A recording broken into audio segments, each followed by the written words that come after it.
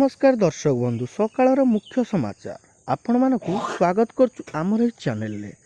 Friends आमर ए channel माध्यम आपण माने प्रतिदिन गुरुत्वपूर्ण न्यूज सब प्रतिदिन सकाळु देखिबा को पाइबे। फ्रेंड्स रोगी मानक पई एक बहुत बड़ खुशी खबर भारत सरकार आसंता काली एक बिल लॉन्च करछंती।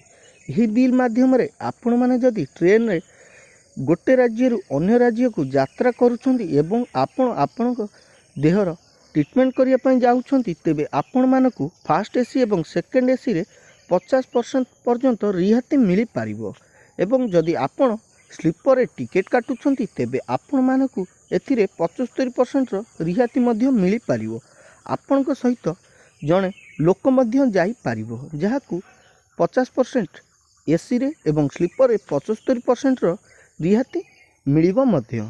फ्रेंड्स जदि आपण मानकु किछि बड़ रोग होइछि जेपरि आपन जदि हार्ट पेशेंट अछंती कि कैंसर रोग रे पीड़ित अछंती तेबे गोटे राज्य रु अन्य राज्य को जदि आपन को कोनोसी मेडिकल को जाउछंती तेबे आपण मानकु एही क्षेत्र रे रिहाती मिलिबो। तेबे फ्रेंड्स आपण माने टिकेट काटिया समय रे टिकेट काउंटर रे आपनकर डॉक्यूमेंट जमा करिवे एवं आपण कोन पई गोटे राज्य रु अन्य राज्य को जाउछंती ताहा मध्य आपण टिकेट काउंटर रे जणाइबे। तेबे यह करिया द्वारा आपण मानकु 50 रु 75% रिहाती मिली पारिबो। फ्रेंड्स आशा कर आज रही छोटिया वीडियोटी आपण मानकु भल लागिथिबो। वीडियोटी जदि आपण मानकु भल लागिथाय तेबे वीडियोटी को लाइक करिया सहित आपण आपणकर फ्रेंड्स निश्चिंत शेयर करी जणांतु एवं एही सुजोगर लाभ सेमाने मध्य उठेई पारिबे। धन्यवाद।